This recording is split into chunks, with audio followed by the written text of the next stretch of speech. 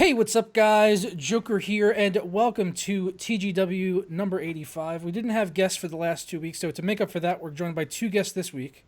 We got Steve and Anthony. This is almost like Clash of the Tech Titans 2. Next time we'll have to get Wendell in here. We'll have a four-way. Oh, yeah. I don't know how we'll all be able to get in a word edgewise. But anyway, how are you guys doing? You guys were both at CES this year. How have things been since CES? Busy. Very busy. Yeah, CES there's a lot of good stuff there with like AM4 and Z270 and everything. So Yeah. it's been nonstop AM4 and Z270 since then. Was that like the most exciting thing you got to see, or? In terms of coverage and reach, probably. Just like in terms of popularity for coverage. What about you, Anthony? I know we didn't get a chance to talk last week, but there was a lot of stuff I know you wanted to talk about from CES in the following week. Was there anything you still wanted to bring up that you were excited about from there? 4K 144 hertz stuff from Nvidia. For me, I am a resolution and frame whore, and I want as much pixels and as much frames per second as possible. And 3 of those displays, as soon as I saw one, and I'm like, yeah, that's awesome. And I'm instantly like, no, that's not good enough. I need 3. And then I started thinking about what video cards we're going to need to run 3 4K panels at 144 frames per second. And that makes my heart beat very fast. Yeah. Oh, just one of them even. I mean, I don't think I could power even one. One is going to be hard. I know I couldn't power one. Not I at would need at least 144 two 1080s. hertz. You can't even Or do some- one 1080 at 144 hertz with 1440p. So No. Well, I'm not obsessed with getting a solid 144 hertz. I'm not one of those anymore. I mean, as long as I'm getting 60 or those. above, I'm happy. Right. I used to be like that. I used to be like, when I first got a 144 hertz, I was like, no, if it's not 144 hertz, I'm not even playing this game. It's obviously unoptimized. That's how. It's obviously unoptimized. Yeah, that's probably how you still think, right, Anthony? No, He's like, I need that no, 144. I need 144. Yeah, I would play Resident Evil 7, and I was hitting like 100, 120, and I'm like, I'm happy here. But if it was 60, no, I wouldn't be happy. I need more. Well, see, I was getting that 120 to 130, and I've been enjoying the hell out of Resident Evil 7. That really surprised me. But I threw on the scaling, and it made it a lot crisper. So I've been doing like 70. I just saw another one of those articles yesterday. One of those, the human eye can only detect 60 FPS. Oh, you know those articles? Yeah. Of course it can. Of course it can only detect 60. What are you talking about? Just I like got only see a- 24. Wait, I thought it was 30. The monitor that's here is a 1080p 240 hertz, and I posted a picture of it on Tweaktown's Facebook page, and someone's like, I tested a 144, and I couldn't tell the difference between 24 FPS and 144. 240 is useless. Get your And it's eyes like, checked. no, please. If you can't see above 24 frames a second, there is something horribly wrong with you. That individual just really succeeded at trolling very hard. That's what he did. Yeah. That's it. I hope That's so. Yeah, there's no way. I mean, you can definitely see it. We've talked about this before, Anthony. You could see with a mouse cursor. Yep. Yeah. Yep. You don't The need to first do thing I anything. did on that 240 was, the mouse cursor. I'm like, yep, this is 240 hertz. It's running good. Now, I'll be honest. I can't tell a difference between 144 and 240 though.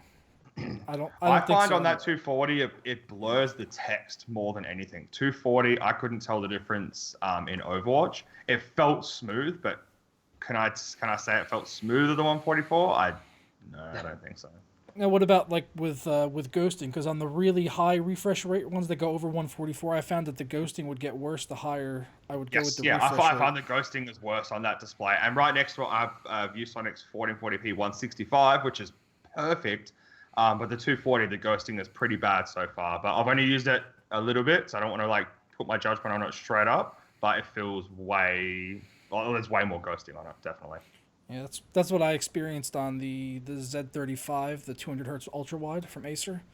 Yep. As soon as I had gone up over like 144, I was just like, yeah, it was very hard to not see the ghosting and not notice it all the time after I noticed Yeah. it. But yeah, you mentioned Resident Evil 7. That came out yesterday. Steve, you haven't had a chance to play it yet, right? That's No. correct. Yeah, it really took me by surprise. I've been enjoying the hell of it. I picked it up on CD keys for like $35. I was like, okay, I'm just gonna do benchmarking on this, and I'll never touch it again until I benchmark it again. But it's great. It's like playing one of the original Resident Evil games, but from the first person. I thought it was gonna be more like Outlast or something, and just kind of cashing in on that first person horror genre. But no, it still feels very much like a Resident Evil game. Yeah. Would you agree, No. Anthony? I agree. I remember playing the original Resident Evil on the PlayStation, sitting in my bedroom with my brother, and we were like scared, and it was horrible to play, but it was so good. I had the best memories. And playing Resident Evil 7 again, I was the same. I'm like, nope, not interested. Like the graphics look plasticky. It just looks like pre-baked lighting. But it feels like it's The Hills Have Eyes mixed with like Texas Chainsaw Massacre, Yes. Blair Witch Project, and then dipped in Resident Evil, and then in the first person perspective. Like it feels, I love it. I love it. I'm really surprised. It's the first game where I've sat down and I'm like, yep, I really want to play this. Versus like, oh look, I'm playing it Crash. Oh look, I need new drivers. Like there's the port as well. The PC port is actually really, really good. I haven't had a single crash. I haven't had any performance issues. I'm running on a Pascal Titan X, so I expect no performance issues. Yeah. But still, it's really good. It's a solid game. Yeah, and it's scaling to different hardware as well. It's run like a dream for me since it's come out, and it's also the gameplay. You mentioned all those things, but it also reminded me of Dark Souls too. Just the kind of like the difficulty in the combat. And fighting against like the big enemies, like Daddy in particular, how he just keeps coming after you like that. It just really reminded me of Dark Souls. I never played Dark Souls, but the boss battles in this, the difficulty with the resource management, and also it's like Dark Souls with a difficulty slider, because you can do easy, medium, and hard, but you can't change it once you've begun. So they do limit you there, and then the saving you've got to do yourself at all of the save locations. So.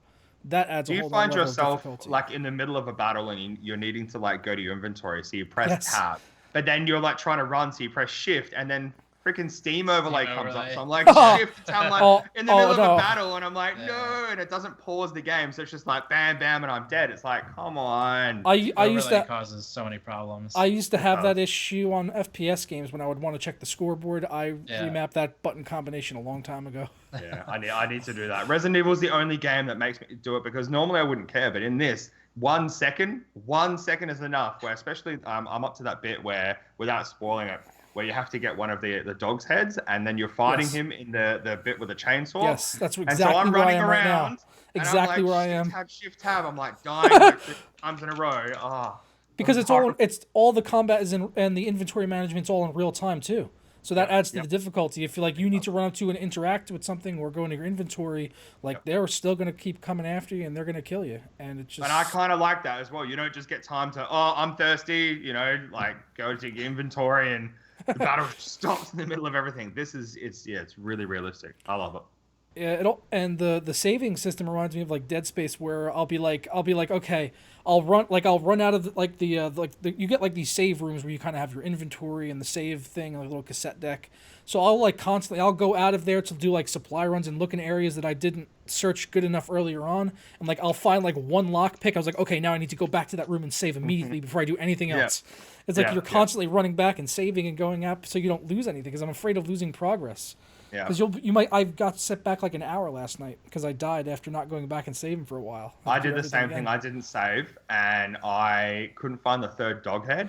And I actually had to go online and type in Resident Evil 7 dog head and find a tutorial to find out where I'd gone wrong. I haven't done that. They tell you where they all are. So, no, I don't want to spoil what the third one is, because it's a total, it's hidden. It's hidden very well, and I didn't see it in the room. And it made me very mad. And I was running around for like an hour and I couldn't find it. And actually I had to go on the internet and look up help. And I haven't done that since like The Lion King. Is it the book one? Was it the book one? Yeah, it was the book one. Yep. That was actually the first one I found. Damn it. That makes me so mad to know that you found it so quickly. Well, it was accidental though. I could understand why that probably is the hardest one to find, because the other ones are very obvious, whereas that one, if I was looking for it, I probably would have gotten lost too. But I just picked it up and I was just like, oh, Doghead. And I walked into the left of the room and walked past it and went straight to the to the VCR player. Yes. And that's what distracted me. And then I did that, and then I ran back out of the room. I didn't check the entire room, and obviously I should have, so I fell there. Yeah, that's pretty much how I found it, but it was by accident. So Steve's getting some really good messages in the chat. Angry Rage says, if I was gay, I'd make you get a sex change and marry you. So I wouldn't make him get a sex change. I would just keep him as he is. That's it. He's just as beautiful. Like, come on, man. Steve is beautiful the way he was born. He doesn't need to change anything. Yeah, just like this. Yeah. Yeah, he had that hair out of the womb. It came like Out that. of the womb. Out of the. That's how they pulled him out, just like with his hair. Just grabbed him by the hair, just yanked him out with a scrunchie. Come on. Who is this Anthony guy? Someone says. Who is he? What's your title at Tweaktown? Do you have a title? I do so much. I'm like senior editor, but I do news. I review Tweaktown. graphics cards, displays, VR headsets. I go to trade shows, live events, social Tweaktown's media. Junior editor. All right, got it. Junior editor, yeah. I'm the new guy. I've got about Right. 3 articles to my name. Oh no, that's Corey asking that. I didn't see that. So Corey's my nephew, the smart ass sitting over there. And I didn't know who asked that. And I looked in the chat, who's this Anthony guy? Bloody Corey. LOL. All right, so you guys want to get fired into first topic here. This was a rumor talking about Nvidia and Volta architecture, which I guess we're probably expecting to see sometime in this year, right? Would you think? GTC 17. When's GTC? That's later in the year, right? Second week of May. Yeah. Oh, that's actually fairly soon. I mean, you think it'd be that soon? Like if we get 1080 Ti before? I think it'd be we'll that quick? see a Pascal refresh, but I think that they'll show off Volta in the professional market, like they did last year at GTC, where they showed Volta is definitely not going to show up in a gaming capacity this year, and that's been known for a long time. Like I wrote an article in 2014. I'm sure Anthony did too, of their roadmap when they released it, and Volta was slated for 2018 then. Yeah, it's definitely not moved forward. So probably deep learning and stuff like that will be shown off, but just like the P100 accelerator was shown off before any Pascal cards. So they were talking in this article here about the rumors basically comes down to a die shrink where they're expecting it to go down to a 12 nanometer, which would be kind of a stopgap between 16 and 7, right? Because right now they're on 16. So do you think this is a possibility that they would do a stopgap at 12 nanometer to see the gains there, or do you think for them to see shift that to that Pascal so refresh? quickly? I don't get it. The only reason I can see them doing it is that because TSMC is packed with orders with someone else. I don't see them moving to 12 nm. I don't see why there'd be improvements there. If they're going to do anything, it's just going to be a refresh at 16, and then they'll Volta was meant to be this year, and then they pushed it out. So Nvidia don't need that. They're probably just going to show Volta off and go, "This is what we're going. Yeah. This is the ballpark we're looking at." Because they'll wait for Vega to be released, which it probably will be before, or not released, but at least heavily detailed before GTC, so before Volta. Then they can wait for Vega to be, shown off. Oh, this is what we have to compare with. Adjust some of these charts at Nvidia. This is what we're coming out with in 12 months' time. Yeah, Nvidia's marketing strategy is generally to wait for AMD to do something and then announce or release something. Mm-hmm. So we've been waiting for this 1080 Ti forever. It feels like. I have a feeling that would make the most sense after some AMD announcement, just like Volta would make the most sense for them after some AMD announcement, because they want to keep interest as much as possible. Yep. So as far as the Pascal refresh is concerned, do you think it would be too soon for them to do this die shrink just for that and get their gains there on the Pascal refresh and then keep the 12 nanometer going through Volta? Or would that be... Was that too far? I think 12 nanometer, it depends. Like, I think that the only reason they've moved to 12 is because they've established their architecture on 16 without an interposer and HBM2. That's the only reason. The refresh will be on 16. I doubt there's going to be much change. It's just going to be them tinkering and clock tweaking rate increase. Yeah, clock rate increase and maybe some other minor changes, but you're not going to have like a major architectural modification or anything like that. It's too expensive. It's expensive and it takes forever to do that kind of stuff. Tooling for a new GPU is like 18 months. So, man, if they accomplish their gains just on core clock speeds, I think what are we gonna be looking at then? Like 2 gigahertz stock speeds boosting to over 2,000. Probably, yeah, crazy. Yeah. I mean, they just keep on throwing on more core clock. It's like I thought 2 gigahertz was like insane. And now they might also change and might give like the GTX, like say we don't know if it's going to be 2070 2080 or 1170 1180. So let's say the next cards, they might give GDDR5X onto the 1070 successor. They could do stuff like that and tweak little bits as well as increasing the clock speeds as well. Yeah, that was what I was thinking. My other train of thought was they'll bring DDR5X down to the lower tier GPUs. And also there are various versions of Pascal GPUs that don't have the cores fully available. So that's pretty common for AMD and Nvidia both to just release a refresh that's unlocked a few of those cores, which there is still room at the top. Like there's overhead above the 1080. It's unlocked cores still. So Yeah. Well, I don't know. Hopefully we get to see something around GTC time, you were saying? You think? Probably GTC we might see something. 4 months. Yep. Yeah, so we could see probably another big event with Jensen where he might talk about the Volta roadmap a little bit more, give us some more details, and Steve is theorizing we may see a Pascal refresh between Volta and this, right? Yeah, I would think so. Yeah. Yeah. Depending on what AMD does and how much attention they get, that just seems like the kind of thing Nvidia would do to keep attention and try and like obscure whatever AMD does as much as possible. Yeah, I don't mean that like in a malicious sense. I just mean in terms of business, that makes a lot of sense, right? Yeah, I mean that's a lot of people were saying coming out of CES. That's why they didn't go ahead and release 1080 Ti right there. Is that AMD didn't show their full hand as far as Vega and Ryzen were concerned. I think that conspiracy theory is kind of silly because think so. Historically, there's not a big presence of GPUs at CES. They normally do their own thing. They don't want to compete with the news cycle with everything else. And AMD, of course, they've got two big things. They have Ryzen and they have Vega. They don't want to just like completely bury their own announcement with another one. Nvidia, I have a feeling they generally would either do their own event like GTC or some private event and launch it then. Yeah, that's a possibility. The next story is also still on Nvidia. This is about the Founders Edition. And I remember when this came out, so many people had talked about this, that the Founders Edition was going to mess things up for the AIB card partners. And Digitime's talking about this here, as well as that it is making an impact on the likes of Gigabyte, Asus, Palette, basically anyone making AIB cards.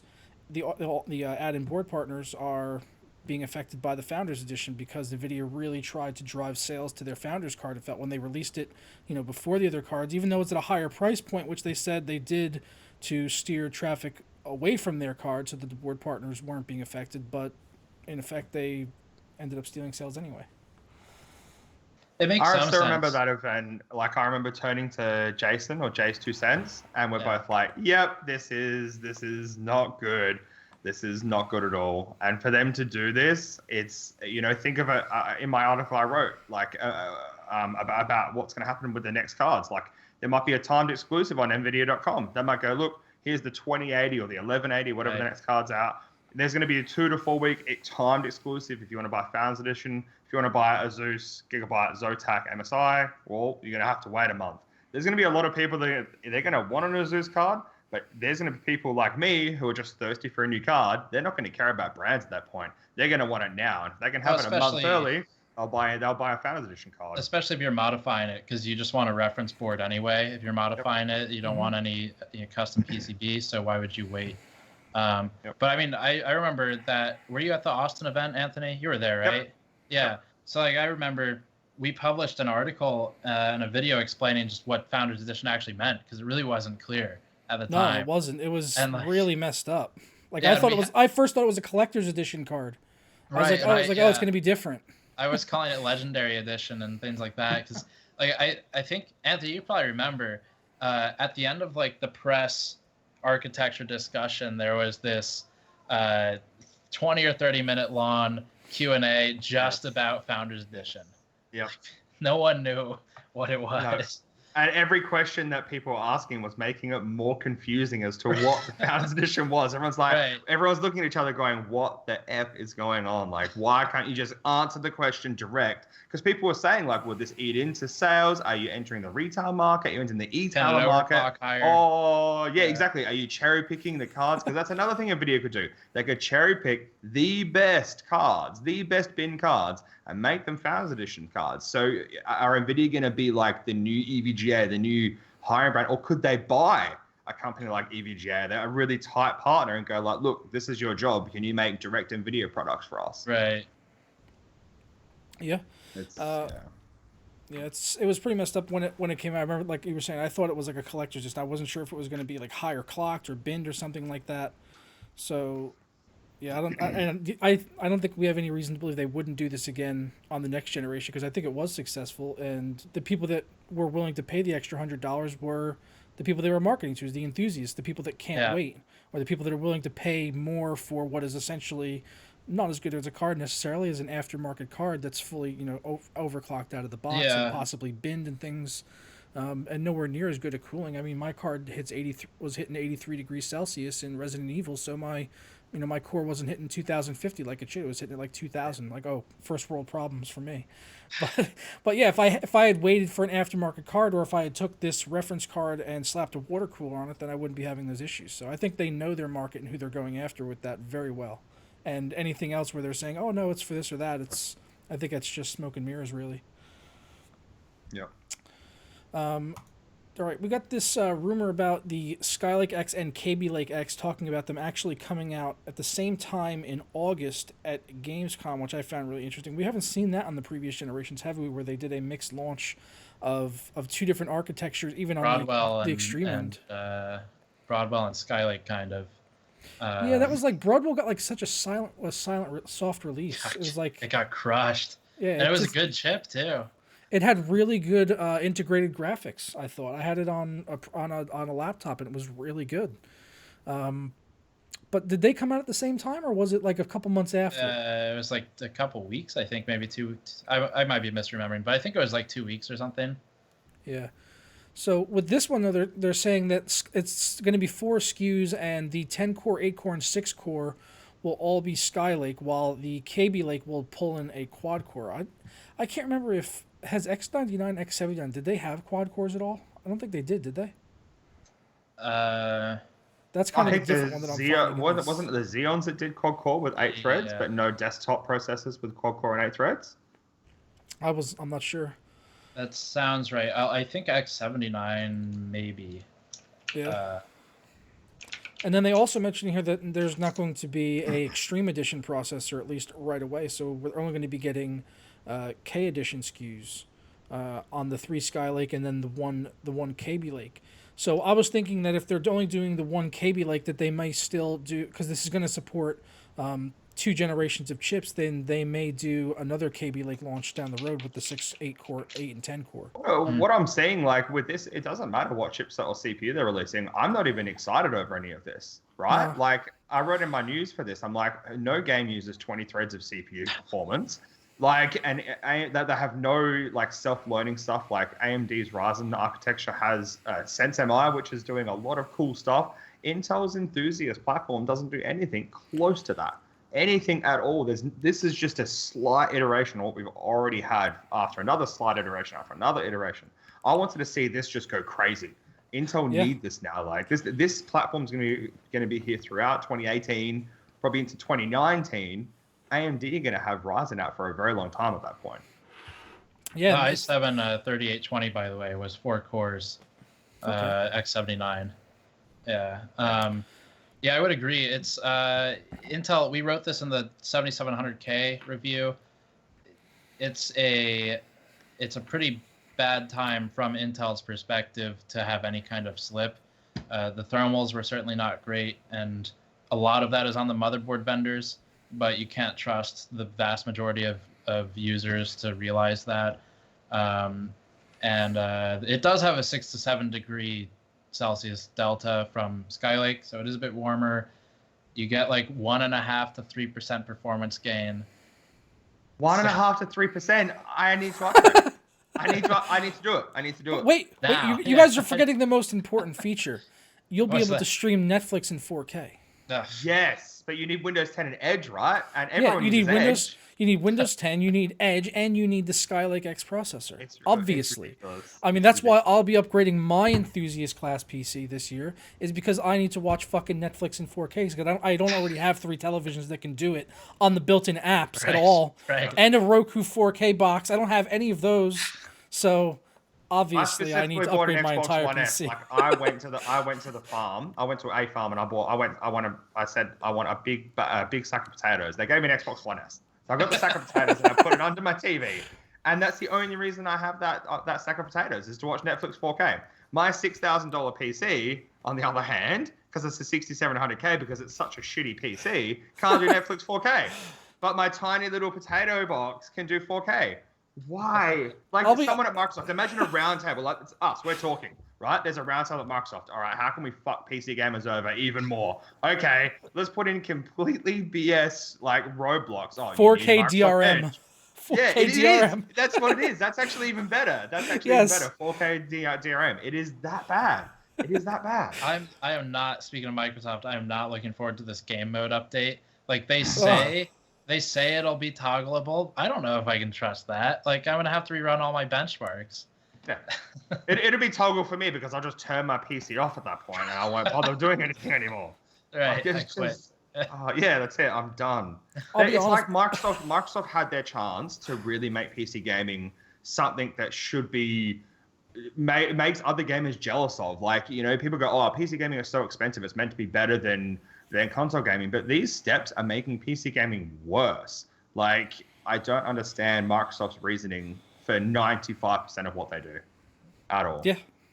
Yeah, like with Halo and Gears 4, I think they like messed up with the Halo Forge thing. I went on that the other day. Like they added in the custom servers. It's completely dead. There was one server with 5 out of 6 people on it. It wasn't even full. It's like all you got to do is actually give us good support and make so people want to play it. Gears 4, they said that was going to have cross-platform multiplayer. It didn't come until after launch, and they only did it for 1 weekend to try it out, and they haven't done it since. So the multiplayer on Gears 4 is completely dead. I dropped that from the bench. Like it was such an easy benchmark to run, so it was a perfect candidate to leave it on there for GPU and CPU benchmarking. But if you try to transfer the files from like one system to another, even under the same account, it didn't work half the time. And then if you try to delete the files, they're freaking like protected. Oh yeah, half you the can't. Files wouldn't delete. Oh no, I had a messed up install on my on my test system or whatever, and as a result of that, I just could not uninstall this game, and I only had a 256 gig SSD in that system because it's a little test system, and it was taking up like 60 gigabytes that I just couldn't get rid of. I was just like, are you kidding me? Like the files aren't located on the drive anywhere. You just have an executable that opens the Windows Store. And if it's not fully installed, you can't uninstall it. And I couldn't finish the install because it thought it was already installed, which it wasn't. I had to boot to a Linux distro just to get rid of it. And then, of course, you're like, well, screw that. I'm not downloading that every time I want. Download 60 gigabytes it's every time massive. I run a bench. It's huge. Absolutely huge. But Microsoft, thank you for being awesome. We appreciate it. All of us enthusiasts appreciate your hard work that you do. Yeah, we look forward to watching Netflix in 4K. I went out and bought my first 4K TV, the one behind me, because I bought a 40-inch 4K monitor and was very quickly realized there was absolutely zero 4K content on the PC. And I was like, oh, well now I need to go buy a 4K TV so I can actually watch 4K. I think that Panasonic did an announcement just a couple of hours ago that they're bringing out a 4K Blu-ray player for the PC in the next couple of months.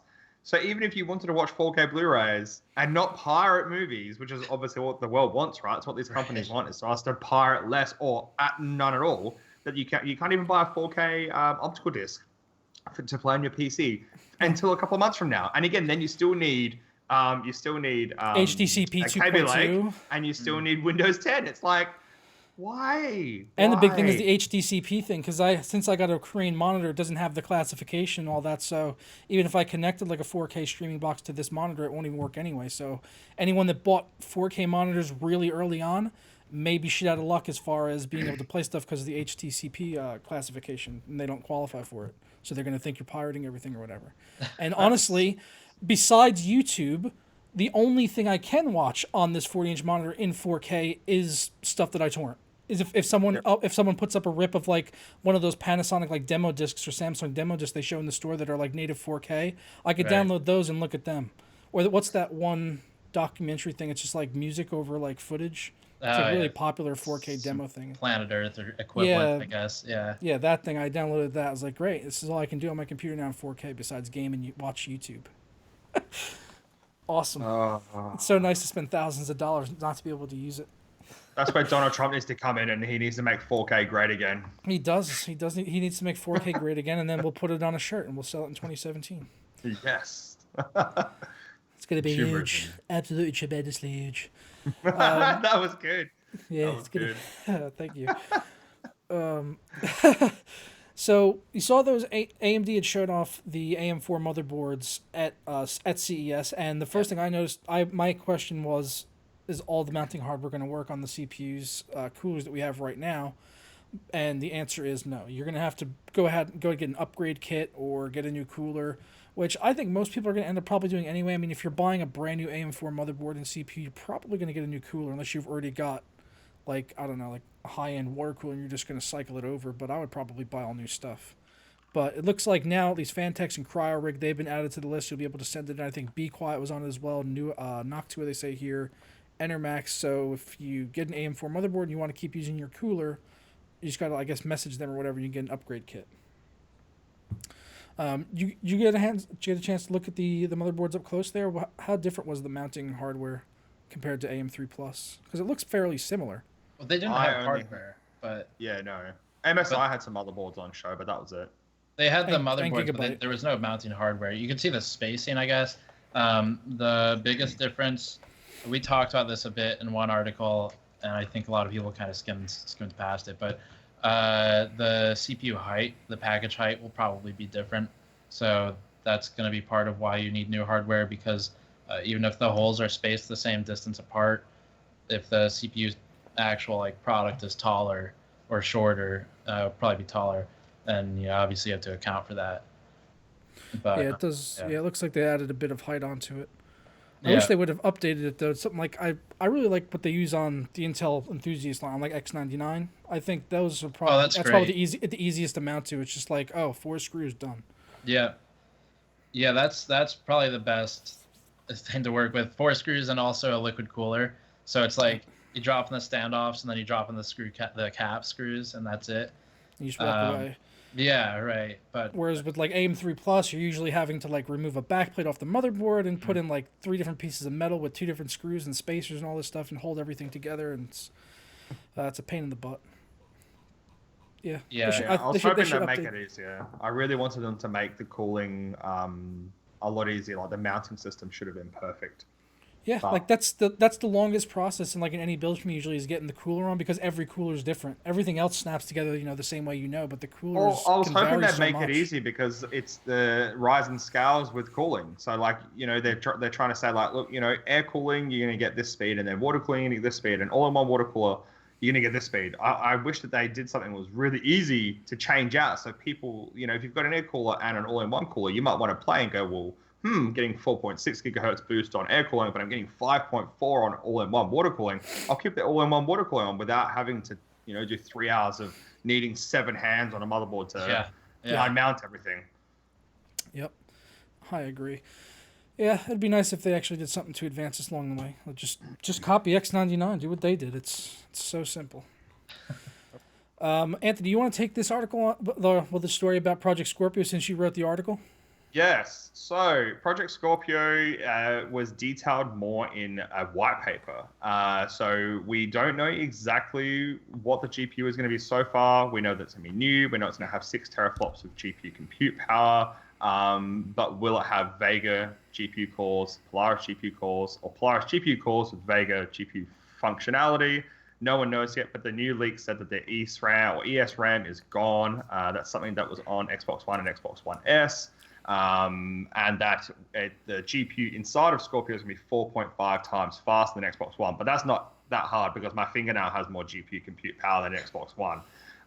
So that's not like that number's big, but Scorpio should be pretty good. But the new report goes into a lot of detail without going into detail. But Digital Foundry really ripped it apart, as they always do. They're a great site. And I've noticed that I think we also wrote an article. I just noticed that as I woke up because it's so early here. Derek wrote something today that Microsoft have ripped off high fidelity 4K gaming off of Project Scorpio marketing, which I find very interesting. And for them to do it this late in the game, it's like, why are you ripping off high fidelity 4K gaming? So now it's going to be like, what, medium fidelity 4K gaming? Yeah. And then when it comes out, it's going to be 1080p 60. Oh yeah, what's the render resolution too? That's what we keep. Well, they're talking about doing using interpolation. So I think that we're probably going to see 1080p 60 and then just upscale to 4K And then when there's a shitty enough game, they'll just run it in native 4K. Right. But the good-looking games, I don't see them doing it because the compute performance is supposed to be roughly the same as a GTX 1070. GTX 1070 doesn't do 4K 60, so I don't see what they're going to be doing there. Ditching, But do you think it could go on that hardware though, with the unified OS and all that, and the unified memory and all that? They could, but the games, like, because they're not making games specifically for Xbox Scorpio. So when they make the game, they've got to make it for multi-platform, even for their own platform. So they've got to make it for Xbox Scorpio and have it work on Xbox One and Xbox One S. If they were just doing it for Xbox Scorpio, Project Scorpio, then yes, I think we could get to 4K because you've only got one set of hardware, which is that's supposed to be the whole, allure of developing a game on a console. But now they're going to be making it for 3 consoles and PC. And we know how that turns out with 2 consoles and a PC so far. So I don't see it being any better. I can just see it being worse. Also a major difference losing ESRAM, because I think I don't know how much the tools do for developers at this point. I know it wasn't a whole lot early on, but if they've got to still optimize for that static memory, which anyone doesn't know, ESRAM is embedded static RAM rather than like DRAM in your computer. If they still have to optimize for that, that's a lot of extra work. So now you've got one that's not going to have any, and it was only like 32 megabytes to begin with. So the whole point of it is that you just have this static memory that holds a charge longer, electrical charge, stays longer so it can sit on its whatever's in memory. It's got longer memory residency for like some tileable text or something like that, which is a great idea because then you don't have to sit there and do loads and stores on system memory. But I don't know, losing it for Scorpio, I would think maybe complicates things a bit, like Anthony's saying. Yeah, and back to what you were saying, Anthony, about the 1080-60, I think that's really what they should be targeting. I mean, it's great that they're going to have 4K support for streaming, maybe some indie games and stuff like that to come along that can actually be powered at 4K. They'll probably look really beautiful on a 4K screen, and I'm sure I could power some of those titles with 1070, like with a 1070 type GPU. But I think they should be focusing on 1080-60 because they talked about that a lot on Xbox One and PS4, but they never really fully hit it. They never really hit that stride to get 1080-60 as a consistent thing. It was more frequently than not we saw 30 FPS. I think we'll see the same thing here where they're consistently talking about 4K, but they're not going to hit 4K. They're going to hit 1080-60. And I'd rather have 1080-60 with AA enabled. It looks beautiful on a TV. It's the reason why Xbox and PlayStation games look crap is because they never hit 60 FPS for one. They never rendered, not never, but most of the games are never rendered at native 1080p. It's always like 900p or 1600 by 1080 or something like that, where it's always a weird res at 30 frames a second. If they had the extra GPU horsepower and did 1080p 60 FPS with AA, those games are going to look beautiful. And then I don't understand why, like, we live in a world with Thunderbolt 3. Why can't we have external graphics on a console? If you want to run 4K 60, spend $499 additional cost, plug in an external GPU, and then you can do 4K if you want to. But if you don't want to, there's a box that does 1080p 60 solid, and if you want to do 4K, spend the extra money, like a PC gamer would. If I buy a GTX 1060 and a 4K display, I can't complain that I can't run 4K, right? But if I buy a 1080, I shouldn't have a problem. And then when it does do 4K, more often than not, it's probably going to be doing 1440, and it's going to have temporal filtering and all, and then it's going to have all the problems that come in with that blurry. I think it looks really, even if it's 1440 starting out, it makes it look blurry, especially when you're panning around the camera and stuff. I don't like the idea of using temporal filtering. I much rather have the 1080-60 with anti-aliasing, as you said there, because if you're playing like a 40-50 inch screen and you're sitting 10 feet away or more, which most people are playing on a TV, then it's going to be fine. 1080 looks fine at that distance. You really don't need 4K at that distance at all. Right now, Microsoft are using 4K as a buzzword. They don't care about making games in 4K. All it is that it's creating buzz, and dropping the ESRAM from it is not a good sign. And now starting to, they're not even showing games running off on Scorpio. It's like you have Phil Spencer coming out going, they look great, it looks good, it's coming along really well. Show us something. If you're really running games right now and you're saying it looks great, yeah, well, you said that about Xbox One and the games look shit. So if you really want to ramp up Scorpio and start properly ramping up the marketing machine, and now that we're in 2017, they need to start showing it off now. If they actually had a big sign, this is from an Xbox Scorpio console, And no, don't lie like they always do. Come out and show real stuff, but we know they're gonna lie every single stop that they can. 4K, then it'll be like, okay, 3K, okay, 2K. Oh, fine, it's 900p. Exactly VR is just the same. Exactly. Yeah, it's another buzzword, bunch of bullshit normally. It's going to be 720p 30. They're even going to upscale the frames. Yeah. They'll be like, oh, but they're going to do what TVs do. Xbox One. They're going to do what they're going to do what TVs do when they say that they're 240 hertz, but they're not. Yes, or 1,000 hertz. Yep, 1,000 hertz televisions, 1,000 hertz 4K Xboxes coming to you next week. Powered by an RX 460. Right. Yeah, that's the big thing. But don't worry, it's got 1024 cores. Project Scorpio will eventually turn into DLC for the Xbox One. Yep. Calling it now. All right, so Deus Ex Mankind Divided, they put out their VR updates, so they're going to have they're going to have their VR experience now that Steve's trash in VR, the next story is VR. Of course it is. So this is not like a full-fledged support though for the game. This is from what I've read, it doesn't sound like you're actually going to be able to play through the full campaign in VR, right? It's just a few areas of the game, and then they also took the Breach segment of the game, which I don't think anyone played. When I first booted up the game and I saw Breach, I was like, so this is how they're going to sell post-launch content and milk people for money, but no one played it. So now they made that section free to try to milk people for money. Is it really just like sections of the game? That's what I want to do. Yes. I want to spend half an hour setting up VR and then play for however long it takes to finish a section, and tear it all down and play it the rest just on a monitor. That sounds like a great experience. Well, the VR thing is more or less exploration of a few areas of the world. The Breach thing is separate. Breach it's another tech demo then. Yeah, yep. So basically they put out a Deus Ex VR tech demo. And then in addition to that, they also decided to take a slice out of the main game that I don't think anyone was playing, and make it free to play so that they can try to sell all the extra add-ons. Right. You had to buy the access points and all that stuff. Like they when I first looked at it, I was like, oh, so this is how they're gonna milk people. Make a grind out of this. And if you want to unlock stuff quicker, you're gonna have to give them money and buy packs and boxes and all that kind of shit. And my reaction to all of this is in the comments below. If you scroll down to the comments, there's a meme from The Office. That's my response. If you look at his face there. An arcade approach on the gameplay of Deus Ex. That's what it is. Yep. It just feels like that. It's like, really, come on, you look at the comments there. How about making a game that's not garbage because it sucks compared to Human Revolution? It's like, yes, how many people were working on this VR experience? How about you make a better game? Like, they bragged that game up so much, and then the day it was released, no one talked about it. That was it. The day after, I stopped hearing about it. I never finished it. I played about maybe 20 hours of it and just lost interest. The story wasn't anywhere near as good as Human Revolution. Gameplay was about the same, I guess, but there wasn't really any compelling reason to continue on the story because I just got bored. I loved the original game. I loved the original Deus Ex. It was such a good game, and then they just watered it down. Warren Spector, back when he was on that, he was the driving force.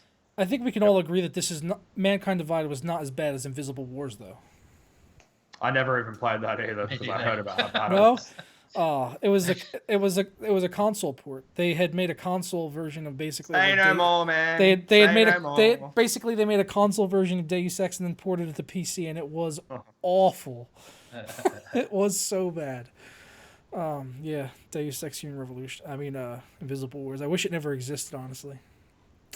Black spot in its record. Most of the VR games, VR is such a big challenge because you can't just sell the games that people are already. There's got to be a new approach to development to really make it interesting and pull you in. So you either end up with these tech demos where it's like, bring your friends over and put the headset on them and demo for 40 minutes. They're like, oh, this is amazing. Mm-hmm. But there's nothing for you to play. Once you've done those demos, there's a couple games. Super Hot is kind of cool. Raw Data is pretty cool. But there's a big content void, I think, still.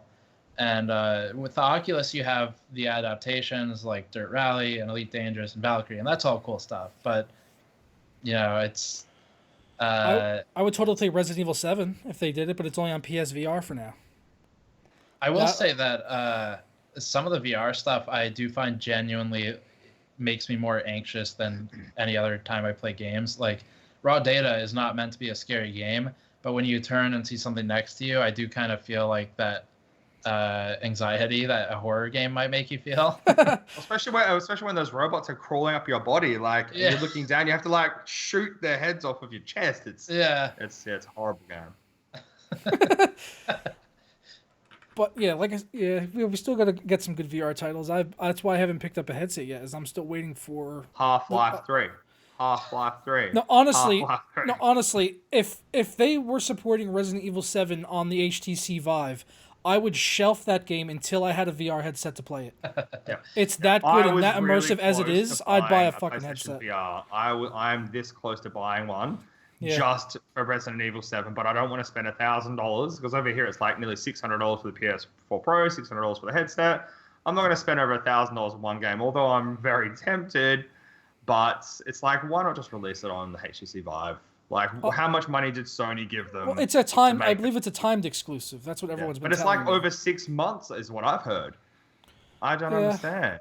It's too long. But I'm not going to shelf the game. I'll still play it and finish it. But yeah, that would have sold me on a headset for sure. Yep. As soon as I played the game, I would have been like, okay, stop it.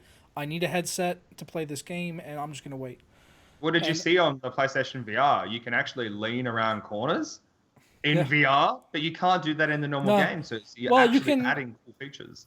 You can, but you can't control it. Mm. If you walk slowly up to the corner, he will grab the edge, and then you can kind of edge around the side, and Daddy won't see you coming. It sounds really weird when you say that to me. I kind of I'm scared that you say it, but then also turned on when you say Daddy won't see me. Yeah, don't worry, Daddy won't see you coming. Yeah. So say that again. No. Yeah. You just say it a little bit slower. Yeah, that's it, man. Yeah. That's it. Say it like a console would say it, really slow. 24 FPS. 20 FPS. So yeah, last topic is on Resident Evil 7, which we've been talking about periodically throughout the show. Is Nvidia got their driver out yesterday for it, 378.49. Came out much later than the AMD drivers. There's been out for almost a week now. And it had a bunch of, I was like almost like pretty much like done testing. I was like, oh, I guess Nvidia's not getting out a day one driver. And then I'm just like, my friend messaged me, he's like, oh, Nvidia just released a driver. Like, are you fucking kidding me? And like, he's like, no, Did you rerun your tests, or? I reran. I was on it was good because I was on, I had done AMD first. So I was just like, in the middle of doing the 1060. And then he's like, Nvidia just released a new driver. I was like, are you serious? And he's like, yeah. I was like, son of a bitch. Yeah, I've run into that so many times. Like, I'll email them at this point and ask, just like, can you, even if you can't send it to me, just tell me if you're releasing one on day one. Yep. And they're pretty good about answering that. But I swap cards now. I used to do AMD all at once, then Nvidia, or vice versa. But now I alternate just in case one of them releases a driver unexpectedly. So you only have to redo half of it. Yeah. Yeah, I do. I usually will do the same, like you were saying first. Usually I'll do all the AMD and then all the Nvidia or whatever. Well, I only do two cards usually, but all. But I can go from the 1080 to my 1060 usually, but this time I went to the 480 because I was like, they may get out of driver. Right. They may get out of driver. So I was glad they did though. I didn't really see a gigantic gain in performance from when I had started testing on the 1060. I only gained like 1 FPS. I was like, okay, this is like margin of error stuff.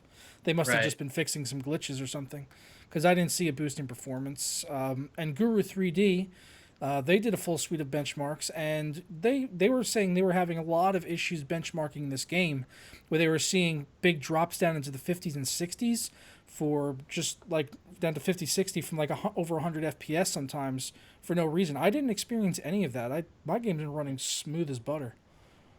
99% usage. At all. Yeah, I haven't had any of that. But yeah, so I don't know how far we can go with their numbers if they were having those types of issues. Sounds like Guru 3D. Is what I'll say. Sounds like the kind of thing they would see. Yeah. Yeah, they said their RX 480 was getting 91 FPS at 1080p. That's pretty close to what I got. I'd say that's fairly accurate. But it's interesting to see it looks like VRAM is making a very big change in this game, because you look at Titan X at like 4040p, it's 120 FPS average versus 93 on the 1080. That's a big jump. And then 4K is 60 FPS on Titan X, but only 46 on 1080. So the VRAM is actually coming into play here in a big yeah, way. it was almost 8 gigabytes was being used on my game maxed out. It's the shadows and the shader the shadow cache is what they were saying. Used is kind of depending on how you measure that. That's allocated, I should say. Right. Yeah. Requested. Yeah. I was gonna say you're firing Steve up there. You guys said the wrong thing there. Come on. Who's this LG guy in chat? He loves you, Steve. I don't know. Is that I'm just assuming that's Diane from LG. That's my assumption. And she's just in here like, hey Steve, I like your hair. Or it's pretty weird because then that person said Steve was on the prowl for pussy just up above. So if it is Diane, that's weird. There's some weird stuff there. It's definitely Diane confirmed. The U.S. government won't let Steve grow a beard because they said he would be a walking Jesus and it would confuse people. All right. Steve's already got a beard. I just don't. Amazing. You just can't go any thicker than that, right? That's if you were at Anthony's thickness, you guys should do a face swap on Snapchat next time you're together. Yeah, we'll do that. Do that at GDC. Yeah. We'll do a swap. You can have my beard and I'll have your hair, and we'll see how we look. Oh no, I don't want to see Steve without hair. That'll be scary. I may not sleep well that night. No. Steve with the beard and then me with long hair. That would be. I think you could rock. I think you could rock long hair. Yeah, definitely. I should try it. My hair is long here, but just not that long and glorious, obviously. Steve beats up the pussy. That's what the chat's saying. Okay. This show's rated R. Yeah, apparently. All right, so if you guys want to get your questions in the chat, we're going to do Q&A before we get out of here. That was our last topic there on Resident Evil 7. So go ahead and get your questions in chat, and we'll work through them, and then we'll all get out of here and go play Resident Evil together. We're going to do Q&A, but Steve is going to do TNA with someone in this chat, I'm sure. So, LG. It's going to be LG. Yeah, LG with the TNA. I don't even work with LG. They're gonna see this and be like, who the hell is that guy? Don't sell him. No, you won't see them anything. You just have 10 monitors in the mail next week. Yeah. So much marketing. Thank you. Buildzoid's hair equals 1.21 gigawatts. I don't think his Buildzoid's hair is not. It didn't really impress me. It was just regular hair, isn't it? He did he spiked it up and did some crazy thing once, I think.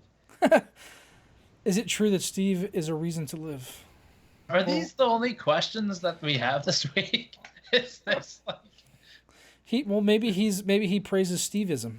That's right. Paul did start that for me. Paul and Kyle. Yep, they started a religion for Steve. It's called Steveism. Yeah. They referenced that again in their latest episode.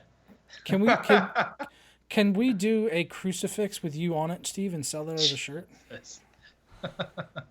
Is that a possibility? But on the crucifix on the left and right, you have to put a PlayStation 4 and an Xbox One at least. Holding his hands in. Yeah. Someone wants to know what conditioner Steve uses. He doesn't use conditioner. He uses thermal paste. We've already been correct. through this. You remember that, yeah. Until someone sponsors us, that is the answer. Steve had to go to hell one time. It was to defeat the devil because he is actually Jesus. All right, one of our mods, Drake Owens, actually has a serious question for Steve. He said, when you do a teardown on a video card, do you use a torque limiting screwdriver? No, I don't have the torque specifications for the screws normally, so it's not really. I just kind of, depending on what screw it is, I just go based on experience because I've snapped enough of them to know, and they only really have 3 or 4 different types of screws. So once you screw it up once, you pretty much know what the limits are. Killer asked if anyone's been having any problems with Chrome crashing. I use Firefox. I don't know about you guys. I was having issues and not crashing, but I had a couple of crashes and just more problems. And I switched over to Opera. I love it. It's so Opera's great. Opera's based on Chrome though now, isn't it? It is. Yep. But it's way faster than Chrome. I used to use Opera years ago, and then I started to go into all things Google, and everything I use is a Google service now. Right. But Opera is it's solid. I have not had a single problem. I've been using it extensively for 6, 7, 8 weeks now. Do you remember when Opera was a paid thing? You'd pay for the browser. It was the only browser at the time really that you paid for. Yeah, and that's when I was out of there and I went back to Chrome. Wait, you mean you noobs don't use Vivaldi? Get on my level. Oh man. I use Vivaldi. Edge because I like to watch Netflix in 4K. I don't know. I saw something earlier about Vivaldi was complaining about Edge. Something. I don't know, they said they were like monopolizing the browser space on Windows 10. Well, yeah. It's their browser. It's their OS. It just comes stock. What do you want to do? About IE. Do you want Microsoft Windows 10 to ship with Vivaldi at the bottom? That's a possibility. Can we expect? Someone asked if you were going to do LN2 benchmarks, Steve. LN2, not anytime soon, but maybe if we go somewhere where they have it available. But no, I mean it's too much. Too much stuff to keep on hand. Do you need any special tools to get into custom loop water cooling? If you're doing hardline tubing, then you need like bend kits and those. What's that thing for grinding down the edges after you cut it? And then I don't know about soft tubing. You can cut that with scissors, right? You don't need special tools for soft tubing. Yeah, for soft tubing, no. For hard tube you want like a silicon insert of some kind and a heat gun and a bend kit ideally. I guess not really necessary, but it makes it easier. Definitely the silicon insert and then also when you're bending it, mixing the tube up and like the silicon insert up in soap water first helps a lot. Do we think that that the Pascal refresh will have any thermal issues? I noticed that question. They said like the Polaris cards. The Polaris cards had the thermal issues because of a bad PCB that they used on the reference design. I don't think that will be a problem. I think that the cards might even use more power because they'll be more powerful. Yeah, I'm all for like give them 2 8-pin connectors. If you can give me 30% more power, let us suck down as much power as it wants. Yeah, I've got so much. We talked about that last time, Anthony. We've got ample juice here. We want to do SLI power supplies. We want to make that video for you, Nvidia. Yep, that's it. Yeah, I'm happy to run 2 1500 watt power supplies. If I can run 4K 144 hertz, 3 of them, take as much power as you want. I don't care. If it comes, you could ship like 1000 edition cards with solar like connectors, so it just runs outside into a couple of. I don't care. You want to power it by the sun? I'll get on a treadmill and lose weight. I don't care. I'll do whatever they need to do. Do any of you guys have any soldering experience? A little bit. Yeah, I don't know anything specific about that question. I've soldered things. I've desoldered more than I've soldered. I think I've desoldered LEDs off of many things that I don't like LEDs on. Yeah, it's useful for splicing cables and things too. Joker, what 4K monitor did you get? I am using the AMH A409U, which is a Korean 40-inch 4K monitor as a secondary display. I'm still waiting for, now 4K 144 hertz, but they're going to have to do a 32-inch because I only saw 27 inches and getting mentioned, and that's way too small for me. I wouldn't go out and drop over $1,000 on a monitor for 27-inch 4K.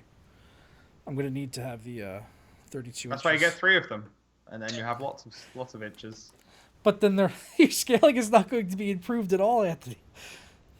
He's like, I don't care. You still get 3 of them. I'm going to go for 3. I don't care. He's like, I'm not seeing a problem here. I'm using them for gaming, not for looking at Windows 10. That's it. Well, won't be running Netflix 4K on it, that's for sure. Well, not unless you get the new Kaby-X. Oh, no. Well, that's interesting. So, will Ryzen support 4K Netflix?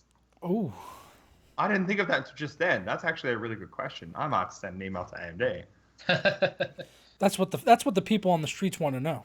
I mean, that's the final, deciding factor on whether or not they're going to buy Ryzen. They need 4K Netflix support. Yeah, I do like LG. This Anthony gives no fucks. Complete legend. You tell them, you pussy annihilator. Like, who is LG? I need to know. Like, these comments are hilarious. Just Diane. We've been through. It has to be. Drake was asking if we had any tech pickups. We didn't do that at the start of the show. I don't know if you guys have anything prepped. Do you have any tech pickups? I have one next to me, I guess. Anthony and I have the same tech pickup. It's that motherboard that's behind him. Although apparently he has Z270X Gaming 9. Yeah, apparently he has the better one. He has the Gaming 9. I've got the Gaming K7. I didn't know there was a better one. Otherwise, I would have gotten it. I'll send you this one if you want, man. I'm not that fussy. I really don't care. It's got the white shroud. That's all I really wanted. Oh, yes. So what do you got, Steve? What are you holding there? I have 2 laptops. I thought I had the other one, but this is a 1070 laptop, so it's boring and no one cares about it. But I have a 1050 laptop. That's That's more exciting. yeah, 1050 laptop's a lot more exciting. Which one? Some MSI GE whatever 2 VR, one of the probably a GE 62 VR or something. I'm surprised it's not super slim then. They usually do really slim laptops at MSI. That's what I like about theirs. They've got the GS series and the GE series. GS would be stealth or slim. I'm guessing they sent me the mid thickness one just because I'm pretty strict about thermals, and stealth doesn't do well with thermals, so that would be my guess. I mean, I'm interested in a laptop like that, but I want it just for regular use. So I want like good battery life and all that. And I'm ready to replace the CPU. Yeah, like the reason I want a 1050 laptop or something similar is I'm running on some ancient like Asus no GPU laptop, and it's perfect for like writing on the road because there's nothing drawing power. So it's got 5 hours of battery life, even though it's like 4 years old. But the 1050 units are nice because then you can pull those CUDA cores if you ever need to do an emergency video render or something. That's funny. We've got Gigabyte in chat, and they said they can make the Gaming 9 happen. All right. There you go. Ask and you shall receive. Is that Alan? Who is that? I'm not sure. But hello, I like Gigabyte. it. They get Thank to you for hide stopping behind by. a handle. We don't know who they are. Oh, thank you very much. We may be speaking after the show. Someone asked in the chat, will Ryzen support 4K Netflix? There we go. We just talked about that. Just don't read out LG's new comment now that Gigabyte's here. Oh, what is it? Oh, let's not read that one. Let's skip that one. Well, it wasn't a question, really. It was more of us a statement. That's right. It doesn't qualify. I'm sorry. Mm-hmm. Yeah, is that an MSI laptop on your lap, or are you just glad to see me? I think we should make LG a moderator. Really? No. I'm sorry, LG. We love you, but I already made Anthony and Steve moderators during the show, so I've reached the limit. There's a 2 limit. Everyone knows about limit that. each show. Yeah, the 2-person limit. Oh, it's Matt from Gigabyte. Sonic says, I have a question. Should I upgrade to a 7700K from a 4770K if I'm streaming and gaming on the same PC? No. Next. No, yeah. No, you would really only see a benefit there if you upgraded to X99 and you got more cores. That's kind of why I wanted to get X99 to begin with, because I wanted to stream and game and all that, and the quad cores were definitely limiting for that. So yeah, I couldn't recommend doing quad core for streaming. It's and rough. Also, just overclocking your 4770K would give you more than stock. Of course, you make the argument that, well, I could overclock a 7700K, but if you want to just match performance of the 7700, it's really not difficult. You could probably do like a 10% overclock and be there. Do you think an AM4 APU will be able to do 1080p 60? So I'm talking about Bristol Ridge, I guess he's talking about. I haven't had a chance to mess with any of that. Have you, Steve? I did the one right before that. I did the God of Area stuff. 1080p 60 from memory, I think is possible on the APUs, but you have to be willing to drop settings to like medium. That's what he said. Low settings. So. Oh yeah, sure. Low settings, no problem if it's not like Battlefield 1 or something. Mm-hmm. Yeah, maybe Overwatch. You could probably get pretty decent settings on something like that. Yeah, Rocket League, Overwatch, or CS:GO or something. Yeah, as long as you're gauging your expectations accordingly. Right. For the types of games, I mean, I wouldn't expect to play GTA 5. Probably have to lower that down to like low resolution. Yeah. Like 720p. I think we got it at 1080p with normal settings, but the conclusion I made last time I reviewed an APU was basically you should buy a cheap CPU and a $100 graphics card, and it'll be miles better. Mm-hmm. Let's see. Someone wants to see me with dreadlocks. Well, this is the longest my hair's been in like 15 years, so you can keep waiting. Keep dreaming. Keep dreaming. Steve would be more likely to do that than me. Anything else? Someone asked them about transporting their PC when moving house and going to a friend's LAN party. Take the video card out of the machine and then just move it. The video card's probably the bit that's gonna sag and move a fair bit. Yeah, yeah, I've been sent one complete PC and they shipped the graphics card separately. They put that in a separate box. I was like, oh, that's a good idea. Because the last time I shipped a PC, I had loads of like foam wedges in there holding everything together, and I was thinking I should have just took the graphics card out. That would have made a lot more sense. It's expensive though. Is he talking about shipping it or just moving the PC? No, he said moving house or going to a friend's LAN party or something like that. Yeah, just be super careful. I mean, yeah, take the graphics card out like he said. The only other thing really that might be a danger is a CPU cooler if you've got like a big air heatsink on there. That could pull maybe a Wendell and like bolt some tablet There you onto go. it and use that as a monitor. Yeah, just go ahead and fashion an iPad Retina display onto a Lian Li chassis, as most people do. Problem solved. Problem solved. So LG wants to know, Steve-O, can you take Joker in a fight? I don't think so. I don't know. Steve looks pretty scrappy. I'm betting if you actually get Steve to the point where he's to the point of pissed off that he wants to fight, I don't think many people could stop him. And I think that his hair would like go into some kind of like next gen level and start like throwing razor like blades at you or something like that. Yeah, just go crazy. It's like I don't know. I think if I was being a toxic member of the Reddit community giving PC building advice, that Steve could take me. yeah, they're pissing me off lately. Yeah, see, that's what you got to do. Then Steve can take anyone if they're pissing him off the right way. He can take anyone. All right. Well, I think we're gonna go ahead and get out of here. You said you had to get out of here, but well, you still got a little bit, but. Yeah, And it's Australia Day here in Australia, so yay for us, by the way. Australia so I'm going to enjoy Australia Day. Yeah, it's today. Yes. What's today? January 26th is Australia Day, so everyone will be drinking their lives away today. Oh, it's a holiday for Oz. Is that like your 4th of Just July? a day to celebrate. It's a day to honor the arrival in Australia from 1788, when the first fleet of British ships went to Port Jackson, something like that, in New South Wales. Well, pretty soon we're getting a patriotic day because 4th of July wasn't good enough. Yeah, well, this is our 4th of July. It's just that we don't have fireworks because they're banned in Australia. That was Trump's first executive order. We need a patriotism day. Anthony, you're still working today, right? Like, of course, man. Yeah, I was gonna say, like, what's the point? I know. All my friends are like, yes, it's a public holiday. Yeah, well, no, I don't. We don't get holidays. Yeah. No, what is Australia? Oh, Australia. Oh, they're saying Australia. Okay, I got you. Yeah, Australia. Australia. You got to do a hashtag, man, like this. Hashtag Australia. Hashtag Australia. Australia. We need someone in Australia to make Australia great again. Make Australia great again. Make Australia great again. Yeah, that'll be a good slogan, actually. Really rolls off the tongue. Well done. Hashtag Massa. M-A-S-A. Yes, there you go. All right. Well, thank you guys for joining me this week for TGW. I'm not exactly sure who will be here next week. I'm expecting Anthony. I'm not sure what you're doing, Steve, if you're going to be back next week, but people will be back again. We will have more TGWs every week, same time.